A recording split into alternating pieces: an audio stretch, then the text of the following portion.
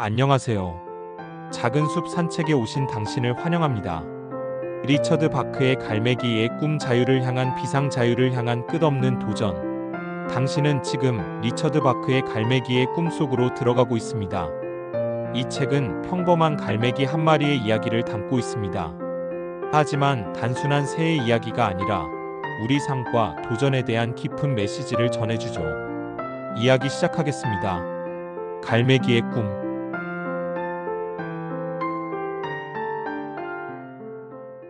아침이었다.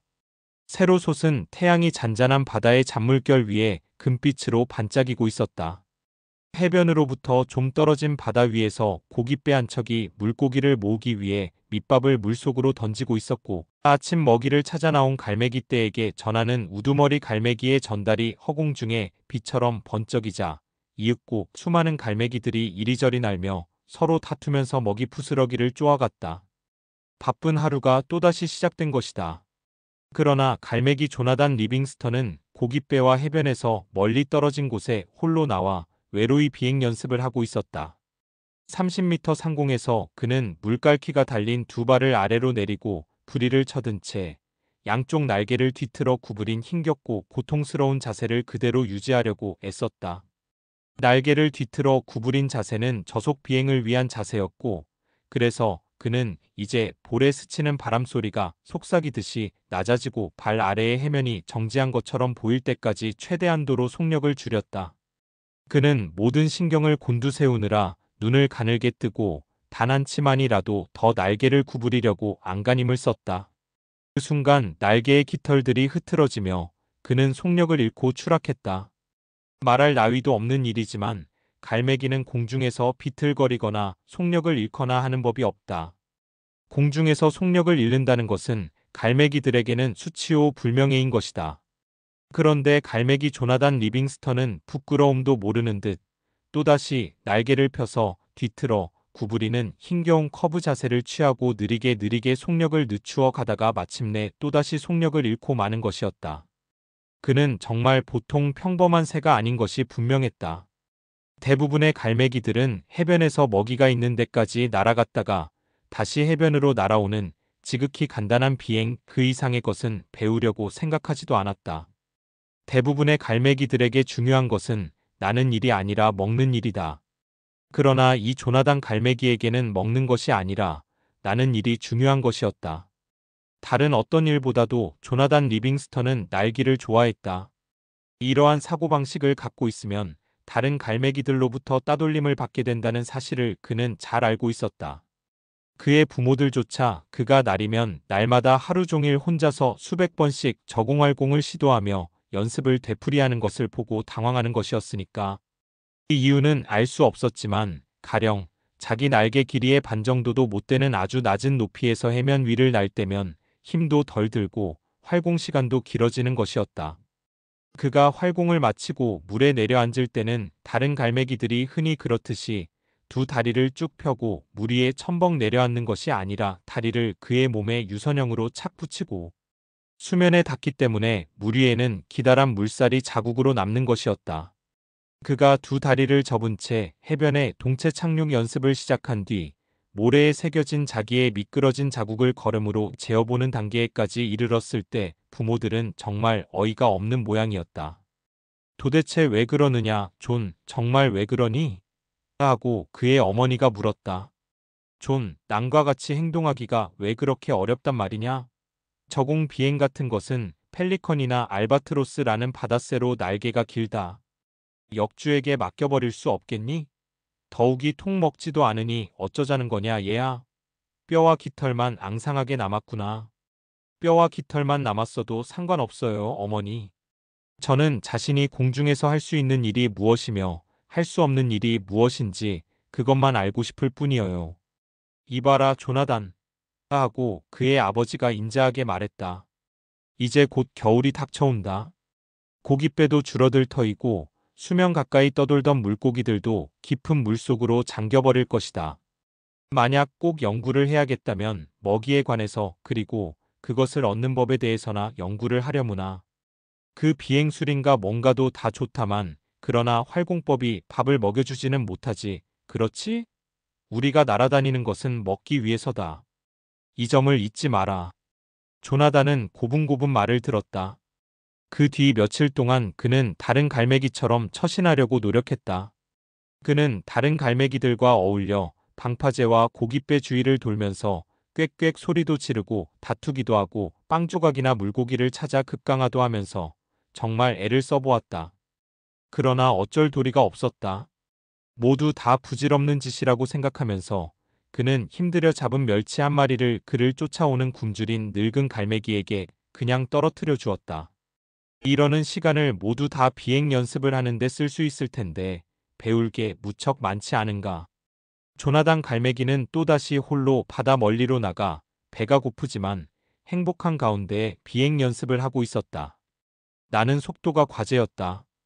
그리고 일주일을 연습하고 나자 그는 살아있는 갈매기 중에서 가장 빠른 어느 갈매기보다도 나는 속도에 관해 많은 것을 알게 되었다. 300m 상공에서 그는 힘껏 날개를 쳐서 파도를 향해 직선으로 내려쏟듯 쏜살같이 날아내려왔고, 그리고 갈매기들이 직선에 가까운 기울기로 급강하를 못하는 까닭을 알게 되었다. 급강하를 시작한 지 6초쯤 지나자 그는 시속 약 100km의 속도로 움직이고 있었고, 이 속도에서는 치미는 공기의 압력 때문에 날개의 균형을 유지할 수 없었다. 이런 일은 매번 일어났다. 그가 가진 모든 능력을 다 발휘하면서 매우 조심했지만 속도가 빨라지면 그만 균형을 잃고 말았다. 300m 상공으로 날아오른다. 먼저 전력을 다해 곧장 앞으로 날고 다음에는 날개를 치면서 수직으로 내려 꽂는다. 그럴 때마다 치미는 바람의 압력으로 그의 왼쪽 날개가 들썩하면서 움직일 수 없게 되고 그의 몸이 왼쪽을 세차게 흔들렸으며 몸의 균형을 잡느라 오른쪽 날개의 운동이 정지되는 순간 불꽃처럼 오른쪽으로 뱅그르르 돌면서 공중제비를 하는 것이다. 치미는 그 바람의 압력에는 아무리 조심을 했지만 별 수가 없었다. 그는 10번이나 수직의 급강하를 해보았는데 10번 다 하강 속도가 시속 약 100km 이상이 되면 날개의 깃털이 두리뭉실 휘감겨 균형을 잃고 물속으로 곤두박질 쳤던 것이었다. 문제의 열쇠는 그는 물에 빠진 생쥐꼴이 되어 마침내 생각했다. 매우 빠른 속도로 날 때는 날개를 끄떡없이 그대로 유지해야 된다는 것이다. 시속 80km 정도가 될 때까지 날개를 친 뒤 그 다음에는 날개를 그냥 편 채로 유지하고 있어야 한다. 600m 상공에서 그는 다시 해보았다. 부리를 곧장 아래로 향하고 급강하에 돌입했다. 시속 약 80km로 속력이 붙자 곧 날개를 그대로 편 채로 있었다. 엄청나게 힘이 들었지만 그대로 견딜 수 있었다. 10초쯤 지나자 그는 거의 몸에 윤곽이 보이지 않을 시속 약 150km의 속력으로 날고 있었다.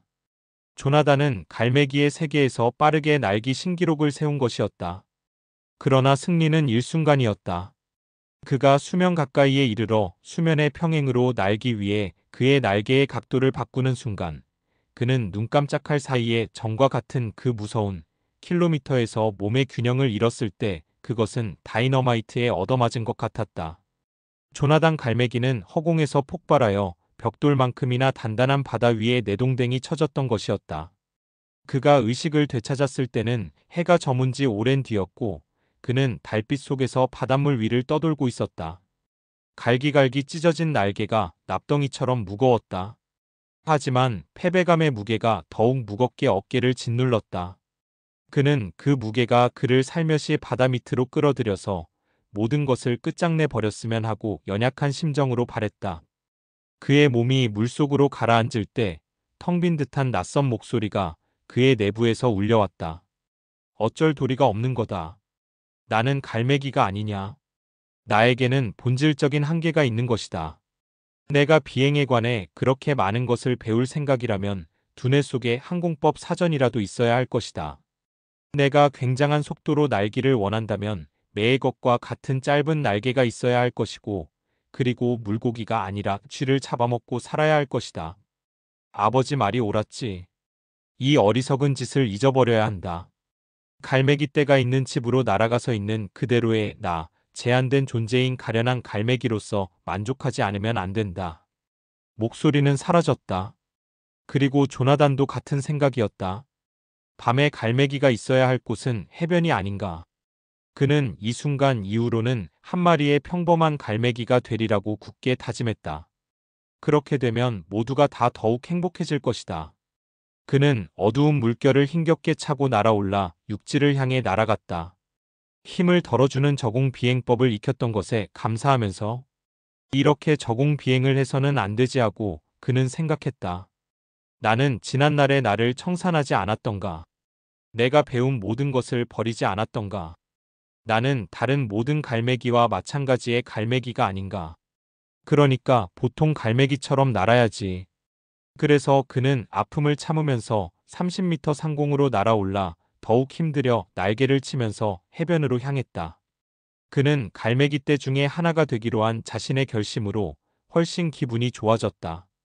그로 하여금 비행 연습을 하도록 몰아세우던 충동에 얽매이지 않아도 될 것이었고, 더 이상의 도전도 더 이상의 실패도 없을 것이었다.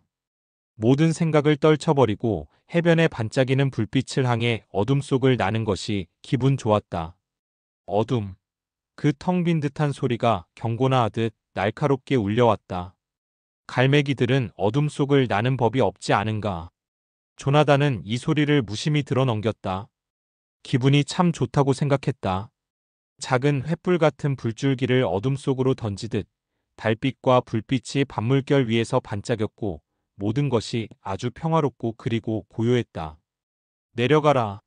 갈매기들은 어둠 속을 나는 법이 아니다. 어둠 속을 날 생각이라면 올빼미의 눈이 있어야 하지 않느냐? 머릿속에 항공법 사전이라도 있어야 하지 않느냐? 매의 짧은 날개가 있어야 하지 않느냐? 밤하늘의 30m 상공에서 갈매기 조나단 리빙스턴은 눈을 깜빡였다. 그가 느끼던 고통, 그의 결심이 삽시간에 사라졌다. 짧은 날개, 매의 짧은 날개. 바로 그거다. 난 참 바보였었구나. 내게 필요한 건 다름 아닌 아주 작은 날개다. 내 날개의 대부분은 접어둔 채 날개 끝으로만 날면 되지 않겠는가. 짧은 날개. 그는 검은 바다 위 600m 상공으로 날아올랐다. 그리고 실패와 죽음을 생각할 겨를도 없이 날개의 앞쪽을 몸에 착 붙이고 비수처럼 좁게 도사린 날개 끝만을 바람 속에 펼치고 수직으로 날아 떨어졌다. 바람은 짐승처럼 으르렁거리며 그의 머리에 와 부딪혔다. 시속 100km, 150km, 200km, 그리고 점점 더 빨리 날아 떨어졌다. 시속 220km가 된 지금 날개에 와닿는 바람의 압력은 그 전에 날개를 폈을 때 시속 100km로 날던 때보다 그다지 더 세차지 않았고, 그리고 날개 끝은 트는 둥 마는 둥 아주 살짝 틈으로써 그는 수직 강하의 방향을 쉽게 바꾸어 달빛을 받으며 질주하는 포탄처럼 바다 물결과 수평으로 쏜살같이 날고 있었다. 그는 다가드는 바람에 맞서 눈을 가늘게 떴고 그리고 뛸 듯이 기뻤다. 시속 230km. 그것도 자유자재로 균형을 잡으면서 600m 상공이 아니라 1500m 상공에서 수직 강하에 내려온다면 얼마나 빠를까. 조금 전에 했던 맹세는 그 무섭도록 빠른 바람결이 휩쓸어간 듯 잊혀졌다. 그렇지만 스스로 다짐했던 약속을 깨트린 데 대해 아무런 죄책감도 느끼지 않았다. 그러한 약속은 평범한 상태에 만족하는 갈매기들이나 지키는 것이다. 배움의 과정에서 탁월한 경지에 도달해 본 자에게 그런 종류의 약속은 필요 없는 것이다. 동이 뜰 무렵 조나단 갈매기는 또다시 연습을 하고 있었다. 1500m 상공에서 내려다보니 고깃배들은 판판한 푸른 바닷물에 박힌 작은 반점 같았고, 아침 먹이를 찾아 나온 갈매기 떼는 빙빙 돌아가는 희미한 한 조각의 먼지구름 같았다. 그는 기쁨으로 다소간의 전율을 느끼며 생기에 넘쳐 있었고 두려움을 극복한 것이 자랑스러웠다. 그는 별 다른 절차 없이 자연스럽게 날개의 앞부분을 끌어당겨 접고 짧은 날개 끝을 편 뒤 바다를 향해 수직으로 뛰어들었다. 그가 고도 1200m 상공을 지날 때 그는 얼굴을 후려치는 소리의 벽이어서 그것을 헤치고 더 이상 빨리 날 수 없었다. 그는 지금 시속 340km로 곧장 아래로 날아 내려가고 있었다. 만약 그 속도에서 날개가 펴진다면 몸이 수백만 조각으로 갈기갈기 바람에 날려가 버린다는 생각을 하면서 그는 침을 삼켰다. 그러나 그 속도는 힘이었고, 그 속도는 즐거움이었고, 그 속도는 순수한 아름다움이었다. 그는 고도 300m 상공에 이르러 수평 비행으로 들어갔다. 거대한 바람결에 날개 끝이 들썩거리며 동요했고, 고깃배와 갈매기떼가 그의 바로 앞에서 운석처럼 빨리 돌진해 다가왔다. 하지만 그는 정지할 수가 없었다. 그는 그런 속도에서 방향을 바꾸는 법을 아직 알지 못했다. 부딪히면 즉사하는 거다. 그는 눈을 감아버렸다. 이 일은 그날 아침 해가 뜬 직후에 일어난 것이었다. 갈매기 조나단 리빙스턴은 아침 먹이를 찾아 나온 갈매기떼 한복판을 가로질러 시속 340km로 눈을 감은 채 깃털과 바람이 날카롭게 아우성치는 대기 속을 총알처럼 날고 있었던 것이다. 운명을 주관하는 갈매기의 신이 이번만은 그에게 미소를 보내준 탓인지 아무도 죽음을 당하지 않았다. 그가 하늘을 향해 부리를 곧장 치켜 올렸을 때까지도 그는 여전히 시속 260km로 무섭게 질주하고 있었다. 마침내 그가 속력을 시속 30km로 줄이고 두 날개를 다시 폈을 때 1200m 아래의 바다 위에 떠 있는 고깃배가 무슨 빵조각처럼 보였다. 그는 의기양양해 있었다. 극한 속도, 시속 340km로 나는 갈매기. 그것은 획기적인 기록이었고 그 갈매기떼의 역사상 가장 위대한 순간이었고, 그리고 그 순간부터 조나단 갈매기에게는 새로운 시대가 열린 것이었다. 자기의 외로운 연습장을 향해 날아가면서 2400m 상공에서 수직 강화를 위해 날개를 젓고 그는 즉시 방향 전환 방법을 연구하기 시작했다. 그는 마침내 날개 끝에 깃털 단 하나를 단 한 치만 움직이면 엄청난 속도에서 미끄러지듯 완전히 선회할 수 있다는 사실을 깨닫게 되었다.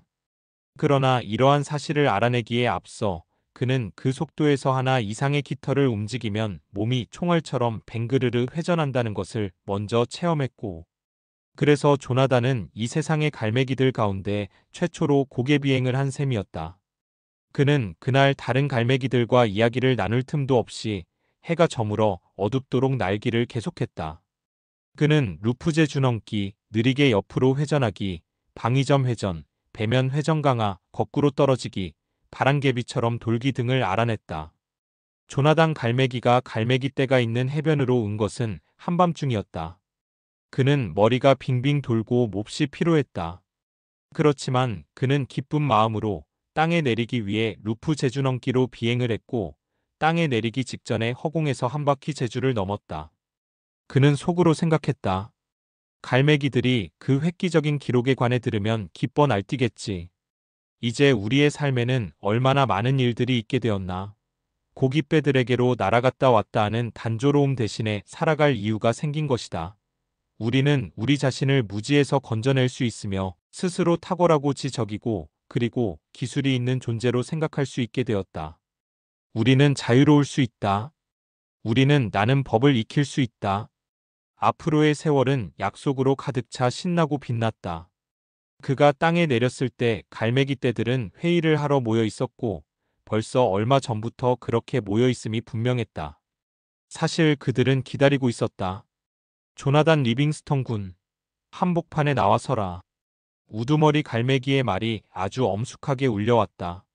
한복판에 나가 선다는 것은 커다란 수치 아니면 커다란 영광을 의미했다. 주요 지도자로 임명될 갈매기는 한가운데에 나가 서는 법이었다.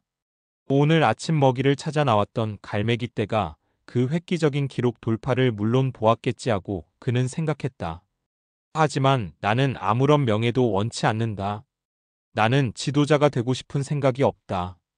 다만 내가 발견한 바를 나누어 갖고 싶을 따름이며 우리들 모두의 앞에 열려진 그 지평선들을 보여주고 싶을 따름이다. 그는 앞으로 나아갔다. 조나단 리빙스턴, 그대의 동료 갈매기들이 보는 가운데 치욕을 당하기 위해 가운데로 나와 서라. 하고 우두머리 갈매기가 말했다. 그는 널판지로 얻어맞은 기분이었다. 무릎이 휘청거렸고 모든 깃털이 축 처졌고 귓속에서는 윙윙거리는 소리가 났다. 치욕을 받으러 가운데 나가 선다니? 그럴 수가. 그 획기적인 기록 돌파를 했는데 그들은 이해를 못하는 거다. 이럴 수가. 이럴 수가. 그는 무책임하게 무모한 짓을 했기 때문에 그 엄숙한 목소리가 울려 펴졌다. 갈매기 가족의 전통과 위엄을 해치면서 치욕을 받으러 한복판에 나가 선다는 것은 갈매기 사회에서 쫓겨나는 것을, 머나먼 벼랑에서 살아가도록 추방되는 것을 의미했다. 조나단 리빙스턴, 그대는 언젠가 깨닫게 될 것이다. 무책임한 짓이 이로울 게 없다는 것을. 우리는 먹기 위해, 그리고 가능한 한 오래 살아남아 있도록 이 세상에 던져진 것이다. 그 이상의 일은 알려지지도 알 수도 없는 것이다. 회의장에서 갈매기는 결코 말대꾸를 하는 법이 아니다. 하지만 조나단의 목소리가 울려 퍼졌다. 무책임한 짓이라고요? 형제들이여. 삶의 의미를, 삶의 더욱 높은 목적을 찾고, 그리고 그것을 실천하는 갈매기보다 누가 더 책임이 있단 말입니까? 수천 년 동안 우리는 물고기의 대가리나 찾아다녀왔지만 이제 우리에겐 살아갈 이유가 생긴 것이 아닙니까? 배우고 발견해내고 자유로워지고 하는 단 한 번의 기회만이라도 주십시오. 내가 알아낸 바를 보여드리겠습니다. 갈매기 떼는 목석이나 다름없었다. 형제의 관계는 이제 깨졌다. 하고 모든 갈매기들이 함께 소리쳤다. 그들은 일제히 그들의 귀를 막고 그리고 그에게 등을 돌렸다. 갈매기 조나단은 그날 이후로 혼자 나날을 보냈다. 그는 멀리 떨어진 곳에 있는 벼랑 너머로 날아가서 지냈다. 그의 유일한 슬픔은 고독이 아니라 다른 갈매기들이 자기들을 기다리고 있는 비상의 영광을 믿으려들지 않는다는 사실이었다.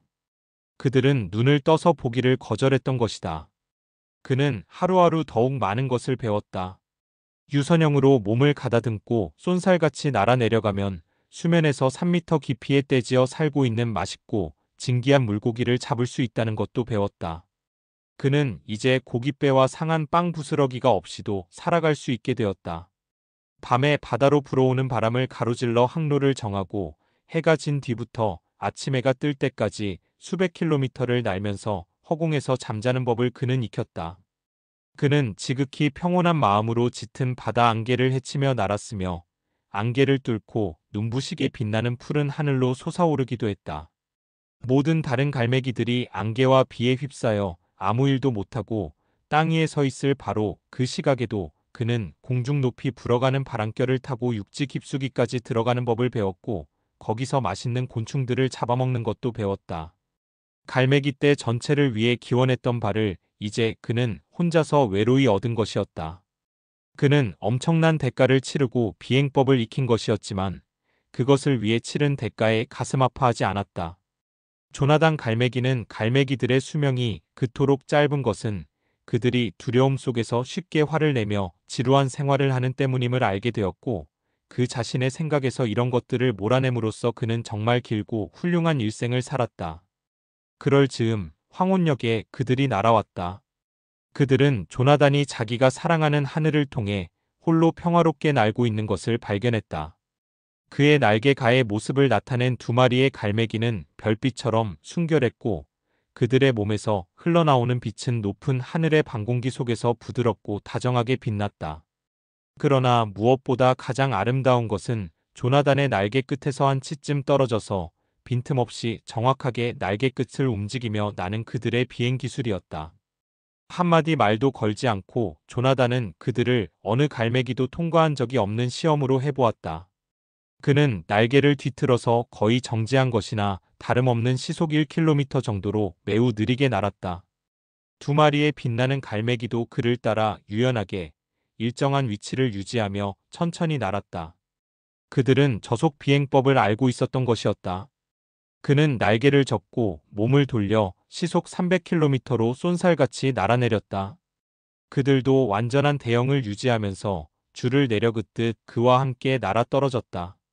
마침내 그는 그 속도를 그대로 유지하면서 긴 수직 서행회전을 했다. 그들도 미소를 지으면서 그렇게 했다.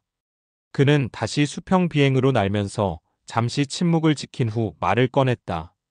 참 잘하는데 너희들은 누구지? 조나단, 우리는 내가 속한 갈매기 떼에서 왔어. 우리는 너와 같은 형제야. 그 말은 힘이 있으면서 평온했다. 우리는 너를 더욱 높은 곳으로, 고향으로 데려가려 온 거야. 나에겐 고향이 없는걸.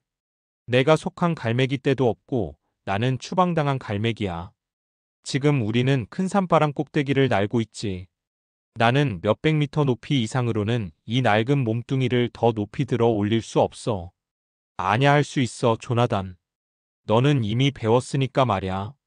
한 가지 과정이 끝나고 또 다른 과정을 시작할 때가 온 거야. 그의 온 생애를 통해 늘 이해력이 등불처럼 그를 밝게 비춰주었듯이 그 순간에도 조나단에게 이해의 등불이 밝게 켜졌다. 그들의 말이 옳았던 것이다. 그는 더욱 높이 날 수 있었고 그리고 고향으로 갈 때가 된 것이었다. 그는 마지막으로 하늘을 자신이 그토록 많은 것을 배운 장엄한 은빛 영역을 한 바퀴 휘둘러 보았다. 마침내 그가 말했다. 이제 가자. 갈매기 조나단 리빙스턴은 별처럼 빛나는 두 마리의 갈매기와 더불어 허공으로 치솟아 완전히 캄캄한 하늘 속으로 사라져갔다.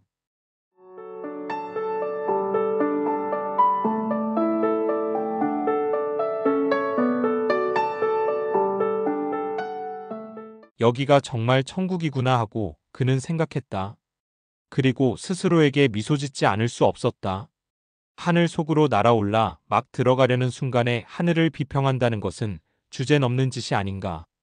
그가 지금 대지로부터 떠올라 그 빛나는 두 마리의 갈매기와 함께 긴밀한 대형을 이루면서 구름 위를 날 때 그는 자신의 몸뚱이도 그 두 마리의 갈매기처럼 눈부시게 빛나는 것을 발견했다. 금빛 눈을 가진 지난날의 젊은 갈매기 조나단이 바로 거기에 그냥 있었다.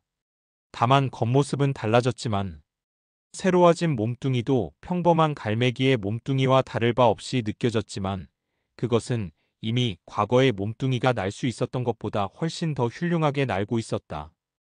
야, 이거 힘을 반만 들여도 두 배의 속도를 지상에서 내가 가장 훌륭히 해냈던 때의 두 배의 속도를 내겠구나. 그의 깃털은 이제 찬란한 흰빛으로 빛났고 두 날개는 잘 닦은 은지처럼 매끄럽고 완전했다. 그는 기쁨에 넘쳐 그 날개에 관해 차츰 알게 되었고 그 새로운 날개 속으로 힘을 밀어넣기 시작했다. 시속 400km로 날면서 그는 수평 비행으로 날 수 있는 최대 속도에 이르고 있다고 느꼈다. 시속 440km가 되었을 때 그는 자신의 능력의 최대한의 속도로 날고 있다고 생각했고 그리고 다소 실망했다. 새로운 몸뚱이가 할 수 있는 것에도 한계가 있었던 것이었다. 그것이 그의 옛 수평 기록보다 훨씬 빠른 것이긴 해도 역시 한계는 한계였고 그것을 깨는 데는 굉장한 노력이 들 것이었다. 하늘에서는 한계가 있을 수 없지 않은가 하고 그는 생각했다. 구름이 걷혔다.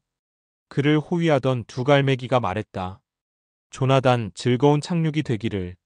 그리고 그들은 희박한 대기 속으로 사라져버렸다. 그는 어떤 바다 위의 톱니 모양의 구불구불한 해안선을 향해 날아가고 있었다. 몇 마리 안 되는 갈매기들이 벼랑 위에서 바람결을 타고 날아오르기를 하고 있었다. 멀리 북쪽으로 수평선 위에 몇 마리의 갈매기가 날고 있었다. 새로운 광경들, 새로운 생각들, 새로운 의문들. 왜 이렇게 갈매기가 별로 없을까? 하늘에는 갈매기가 우글우글해야 할 텐데. 그리고 나는 왜 이렇게 갑자기 필요한가? 하늘에서는 갈매기들이 필요하다는 것을 모르고 잠도 자지 않을 것으로 생각되는데 그런 것을 어디서 들었었더라. 지상에서의 생활에 대한 기억이 희미해지고 있었다. 그가 많은 것을 배운 곳이 다름 아닌 지상이었는데 자세한 기억들이 몽롱해졌다. 먹이를 찾아 싸우던 일, 추방당하던 일 등이 해안성 가에 있던 10여 마리의 갈매기들이 그를 맞이하러 왔다. 모두들 말 한마디 꺼내지 않았다. 그는 그들이 자기를 환영하고 있구나. 그리고 여기가 고향이구나 하는 느낌이 들 따름이었다. 그날은 언제 해가 떴는지를 기억해낼 수 없는 날로서 그에게는 굉장한 날이었다. 그는 해변에 착륙하기 위해 몸을 돌렸고 날개를 펄럭여 지상에서 한 치쯤 되는 허공 중에 정지한 후 살짝 떨어지듯 모래 위에 내려앉았다. 다른 갈매기들도 내려앉았다. 그런데 그들은 깃털을 별로 움직이지도 않고 그렇게 했다. 그들은 빛나는 날개를 쭉 편 채 바람결을 타고 어떻게 그랬는지 알 수 없으나 날개의 방향을 바꾸어 땅에 발이 닿는 순간 동시에 정지할 수 있었다. 그것은 아름다운 몽간음이었지만 이제 조나단은 그와 같이 해보기에는 너무 피로해 있었다. 모두들 한마디 말도 하지 않았다. 그 해변에서 그는 선체로 잠이 들었다. 그 후 하루하루의 생활에서 조나단은 이곳에서도 그가 뒤에 남기고 온 생활에서와 마찬가지로 비행술에 관해 배울 것이 많다는 것을 알았다. 그러나 한 가지 차이점이 있었다. 여기에는 그와 사고방식이 같은 갈매기들이 있다는 것이었다. 그들이 생각하기에 삶에서 가장 중요한 것은 자신들이 제일 좋아하는 일, 즉 나는 일에서 끝없이 뻗어나가 완벽한 상태에 도달하는 것이었다. 그들 모두는 하나같이 훌륭한 새들이었고, 그리고 그들은 매일매일 비행 연습을 하며 어려운 항공수를 시험하는데 모든 시간을 바쳤다. 오랫동안 조나단은 그가 버리고 떠나온 곳 먹이를 찾고 그것을 위해 싸우는 수단으로 날개를 사용할 뿐 비상의 기쁨에 대해서는 눈을 딱 감고 살아가는 갈매기 떼가 있는 그곳에 관해서 잊고 지냈다. 그러나 때때로 잠깐씩 그곳 생각이 났다. 모두들 어디 있습니까? 설리반? 하고 이제는 아주 익숙해진 이곳 갈매기들의 의사 전달 수단인 편리한 찍찍 꽥꽥하는 소리 대신 사용하는 정신감흥법으로 소리 없이 물었다. 어째서 여기에는 더 많은 갈매기가 없습니까? 제가 있던 곳에는 수천 수만의 갈매기가 있었다 이 말이지? 설리반이 고개를 가로저었다. 조나단, 내가 아는 유일한 대답은 너는 정말로 100만 마리의 새들 중에서 뽑힌 한 마리라는 거야. 우리의 대부분은 그렇게 어렵게 이곳에 온 거야. 우리는 하나의 세계에서 그것과 거의 똑같은 다른 세계로 온 거지. 우리가 있던 곳에 대해서는 곧 잊어버리고 우리가 어디로 가는지 상관하지 않으며 다만 순간을 살면서 말야. 갈매기들과 어울려 먹고 싸우고 권력을 얻고 하는 것 이상의 것이 삶에 있다는 사실을 최초로 깨닫기까지 우리는 얼마나 많은 삶을 통과해야 했는지 알 수 있겠어? 1000번의 삶, 10,000번의 삶을 거쳐야 되는 거야, 존. 그리고 나서 완벽함이라는 것이 있다는 것을 알게 될 때까지는 또 수백의 삶이, 그리고 그 완벽함을 찾아내고 그것을 드러내 보이는 것이 삶의 목적이라는 것을 깨닫게 되기까지에는 또 다시 수백의 삶이 있어야 하는 거야. 이와 똑같은 법칙이 지금 우리에게도 물론 적용되는 거야. 우리는 이곳에서 배운 것을 통해 우리들의 다음 세계를 선택하는 것이지. 아무것도 배우지 않을 때 다음의 세계는 이 세계와 마찬가지의 것이야. 넘어서야 할 똑같은 한계와 납처럼 무거운 짐이 모두 그대로 있는. 그는 날개를 펼치고 그리고 바람이 불어오는 쪽으로 몸을 돌렸다. 그러나 존, 너는 한꺼번에 아주 많은 것을 배웠기 때문에 수천의 삶을 거치지 않고도 이곳에 올 수 있었던 거야. 그들은 곧 공중으로 다시 날아올라 연습을 계속했다.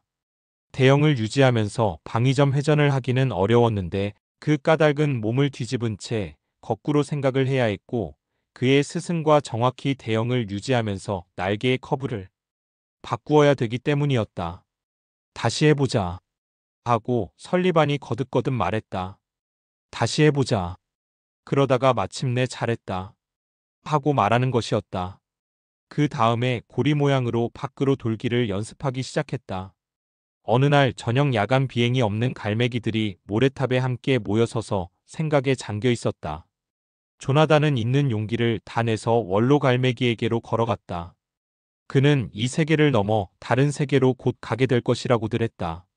치앙. 하고 좀 어색하게 조나단이 말을 꺼냈다. 무슨 일인가 자네? 노갈매기는 인자하게 그를 바라보았다. 이 원로 갈매기는 나이로에서 노약해진 것이 아니라 오히려 더욱 강인해져 있었다. 그는 이곳 갈매기 떼 가운데 어느 누구보다도 빨리 날 수 있었고 다른 갈매기들이 겨우 익히기 시작한 기술을 이미 연마해 가졌었다. 치앙 이곳은 결코 하늘이 아니지요. 그렇지요? 원로 갈매기는 달빛 속에서 미소를 지었다. 너는 또다시 배우고 있구나, 조나단. 여기서는 무슨 일이 생기는 거지요? 우리는 어디로 가는 겁니까? 하늘이라는 곳은 없는 것인가요? 없단다, 조나단, 그런 곳은 없단다. 하늘은 어떤 장소가 아니야. 또한 어떤 시간도 아니지. 하늘이란 완벽한 상태를 말하는 거야. 그는 잠시 말이 없었다. 너는 매우 빨리 날 수 있지, 그렇지? 저는 빨리 나는 게 좋아요. 하고 조나단은 깜짝 놀라서 그러나 원로 갈매기가 자기를 알아준 데 대해 자랑스러움을 느끼면서 말했다. 조나단, 자네가 완전한 속도에 이르는 그 순간, 그대는 하늘에 닿기 시작할 거야. 그리고 그것은 시속 1000km로 혹은 100만 킬로미터로 혹은 빛의 속도로 나는 것을 뜻하는 것이 아니야. 왜냐하면 모든 숫자는 하나의 한계이고 완벽한 상태란 한계가 없는 것이니까. 완벽한 속도란 그냥 있는 거야, 조나단. 벼랑간 치앙의 모습이 사라졌나 보다 했더니 돌연 150m쯤 떨어진 물가의 모습을 나타냈다. 모든 것이 눈 깜짝할 사이의 일이었다. 그런데 그는 다시 없어졌고 역시 눈 깜짝할 찰나에 조나단 곁에 서 있었다. 재미있지? 하고 그가 말했다. 조나단은 아찔할 정도로 놀랐다. 그는 하늘에 관해 묻는 일도 모두 잊고 물었다. 어떻게 그렇게 할 수 있습니까? 그럴 때 기분은 어떻지요? 얼마나 멀리까지 갈 수 있지요? 내가 원하는 아무 시각에 아무 곳에나 갈 수 있단다. 원로 갈매기가 말했다. 나는 내가 생각할 수 있는 어느 때 어느 곳에나 갔었지. 그는 멀리 바다로 눈길을 던졌다. 참 이상한 일이야. 이동한다는 것 자체에 만족해서 완벽한 상태를 비웃는 갈매기는 아무 데도 못 가. 천천히라도 말야. 그런데 완벽함을 위해 이동하는 것을 버리는 갈매기는 어디에라도 즉시 갈 수 있거든. 잘 기억해 두어라, 조나단. 하늘은 어떤 장소 혹은 어떤 시간이 아니야. 시간과 장소란 전혀 의미 없는 것이니까 말야.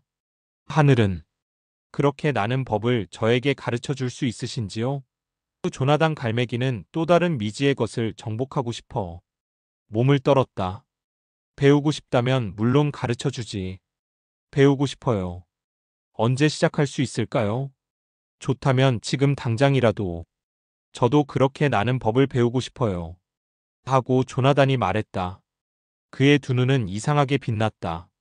무엇을 해야 하는지 말해주세요. 치앙은 천천히 이야기를 하며 이 젊은 갈매기를 주에 깊게 뜯어보았다. 생각하는 것처럼 빨리 어느 곳에나 다 날아갈 수 있기 위해서는 내가 이미 어디엔가 도착해 있다는 것을 인식하는 데서부터 출발해야 한다. 치앙의 이야기에 의하면 그 비결은 조나단이 자신을 제한된 육체 속에 얽매여 있는 존재로 1m 남짓한 날개 길이와 도면 위에 그려 넣을 수 있는 동작을 하는 제한된 육체 속에 얽매여 있는 존재라는 생각을 버리는 것이었다. 그리고 또 진정한 본질은 시간과 공간을 초월해서 동시에 어느 곳에서나 기록되지 않은 숫자가 완벽한 것처럼 완벽하게 살고 있음을 깨닫는데 비결은 있었다. 조나단은 매일같이 꼭두 새벽부터 자정이 넘도록 맹렬히 그 비결에 열중했다. 그의 모든 노력에도 불구하고 그러나 그는 선자리에서 단 한치도 움직여지지 않았다. 신념 같은 것은 잊어버려라. 치앙은 기회 있을 때마다 그런 말을 했다. 나는 일에는 신념이 필요 없단다. 나는 일을 이해하는 것이 필요하지. 이해하는 것과 나는 것은 같은 것이야. 자, 다시 해봐라. 그러던 어느 날 해변에 서서 눈을 감고 온 신경을 집중하고 있던 조나단은 치앙이 자기에게 들려주던 말의 참뜻을 불현듯이 깨달았다. 아, 그렇지. 나는 한계에 얽매이지 않는 완벽한 존재다.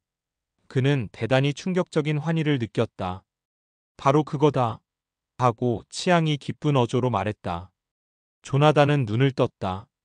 그는 원로 갈매기와 단둘이 전혀 낯선 해안에 서 있는 것이 아닌가. 물가에는 나무들이 늘어서 있었고 두 개의 노란 태양이 머리 위에서 돌아가고 있었다. 드디어 너는 깨달은 거다. 허나 좀 더 노력을 해야 제대로 조정이 될 것이라고 치앙이 말했다. 조나단은 깜짝 놀랐다. 도대체 여기가 어딥니까? 낯선 주위 광경에는 전혀 신경을 쓰지 않으며 원로 갈매기는 조나단의 질문을 대수롭지 않게 여겼다. 우리는 분명히 초록빛 하늘과 태양 역할을 하는 두 개의 쌍둥이 별이 있는 어느 유성에 와 있는 거다. 조나단은 기쁨의 환호성을 질렀다. 그것은 그가 지구를 떠난 이래 최초로 낸 소리였다. 되는구나. 그럼 언제나 되는 거다, 존. 치앙이 말했다. 내가 하는 일이 무엇인지를 분명히 깨닫고 있을 때는 언제나 되는 것이다. 자, 이제는 제대로 조정하는 일에 관해서. 그들이 돌아왔을 때는 날은 이미 저물어 있었다. 다른 갈매기들이 놀라움이 역력한 금빛 눈으로 조나단을 바라보았다. 왜냐하면 그들은 그가 그렇게 오랫동안 못 박힌 듯이 서 있던 곳에서 순식간에 어디론가 없어져 버린 것을 보았기 때문이었다. 그는 잠시 서서 친구들의 축하를 받은 후 말을 꺼냈다. 나는 여기 신입생인데 이제 시작인걸. 너희들에게서 배워야 할 건 오히려 난데. 아냐, 그렇지 않아, 존. 가까이 서 있던 설리반이 말했다. 내가 지난 만년 동안 보아온 어느 갈매기보다도 너는 배우는 것에 대해 두려움을 느끼지 않는구나. 갈매기들은 말이 없었고 조나단은 안절부절 못하고 어쩔 줄 몰라 했다. 내가 원한다면 우리는 시간에 관한 문제부터 연구를 시작할 수 있다. 치앙이 말했다. 자네가 과거와 미래를 날 수 있게 될 때까지 말이야. 그리고 나서 자네는 가장 어려운, 가장 힘찬, 가장 재미있는 것을 시작할 수 있게 될 거야. 날아올라서 친절과 사랑의 의미를 알게 되기 시작하는 것이지. 한 달이 지나갔다. 아니, 한 달처럼 느껴지는 기간이 지나갔는지도 모른다. 조나단은 놀라운 속도로 배워나갔다. 그는 언제나 평범한 경험 가운데서 쉽사리 무엇인가를 깨달아 왔는데 원로 갈매기의 특별 지도를 받게 된 지금 마치 깃털이 달린 유선형의 컴퓨터와도 같이 그는 새로운 생각들을 받아들였다. 그러나 이제 치앙이 떠나가야 할 날이 왔다. 그는 그들에게 배우기와 연습하기, 그리고 모든 삶에 보이지 않는 완벽한 원리를 더욱 잘 이해하려는 노력을 결코 중단하지 말라고 당부하면서 그들 모두와 조용히 이야기를 나눴다. 그런데 그가 이야기를 하고 있는 동안 그의 깃털은 점점 더 밝게 빛나갔고, 그리고 마침내는 어느 갈매기도 바로 볼 수 없을 만큼 눈부시게 빛났다. 조나단, 끊임없이 사랑을 실천하라. 이것이 그의 마지막 말이었다. 그들이 다시 바라볼 수 있게 되었을 때 치앙은 이미 사라지고 없었다. 하루하루가 지남에 따라 조나단은 자기가 뒤에 남기고 떠나온 지구에 관해 거듭거듭 생각하고 있는 자신을 발견했다. 지상에 있을 때 만약 자신이 이곳에서 안 것의 단 10분의 1만이라도 100분의 1만이라도 알았었다면 삶이 얼마나 많은 것을 의미할 수 있었겠는가. 그는 모래 위에 서서 생각해보는 것이었다. 그곳 지상에도 자신의 한계를 깨고 나오기 위해 고군분투하는 어떤 갈매기가 있을 것이 아닌가. 고깃배가 빵 부스러기를 얻으러 가는 수단 이상의 것에서 비상의 의미를 찾으려고 몸부림치고 있는 어떤 갈매기가 그곳 지구에 있을 것이 아닌가. 어쩌면 그곳에는 갈매기 떼들 앞에서 진실을 말했기 때문에 추방당한 갈매기조차 있을지 모르는 것이었다. 조나단이 친절을 실행하면 실행할수록, 사랑의 본질을 알려고 노력하면 할수록 그는 지구로 돌아가고 싶은 생각이 더욱더 간절했다.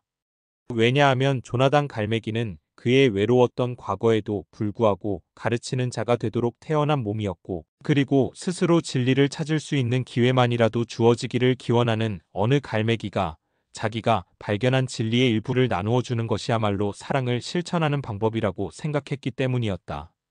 이제는 생각하는 속도로 나는 비행법의 명수가 되어 다른 갈매기들의 연습을 도와주고 있는 설리반은 조나단의 그런 생각에 회의적이었다. 존, 너는 추방당한 자야.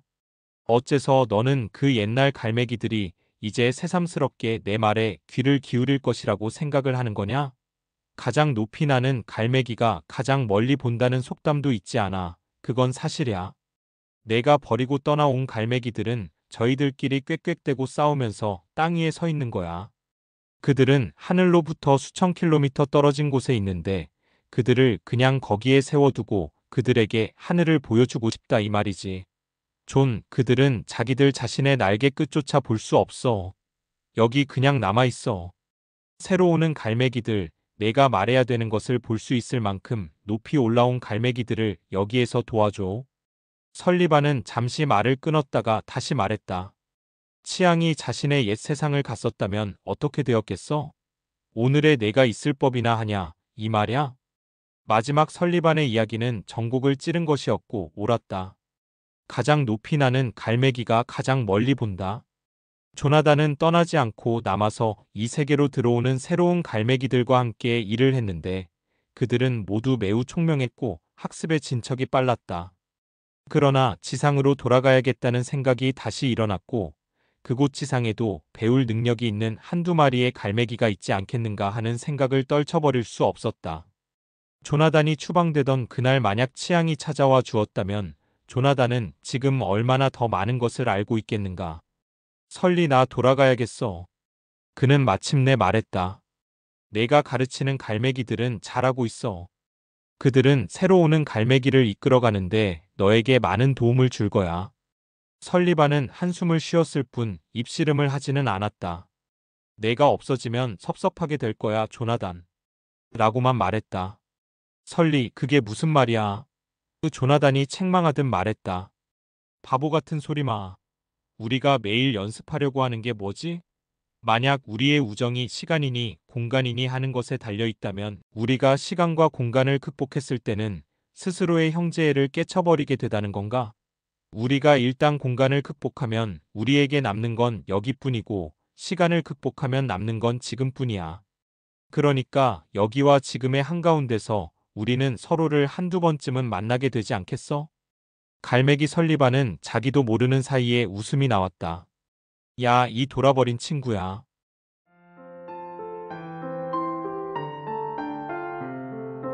조나단의 이야기는 우리에게 이렇게 묻습니다. 당신은 어떤 꿈을 꾸고 있나요? 자유를 향한 비상을 시작할 준비가 되셨나요? 오늘도 자신의 꿈을 향해 날아오르는 당신을 응원합니다. 좋아요와 구독, 알림 설정 잊지 마세요. 다음 영상에서 만나요.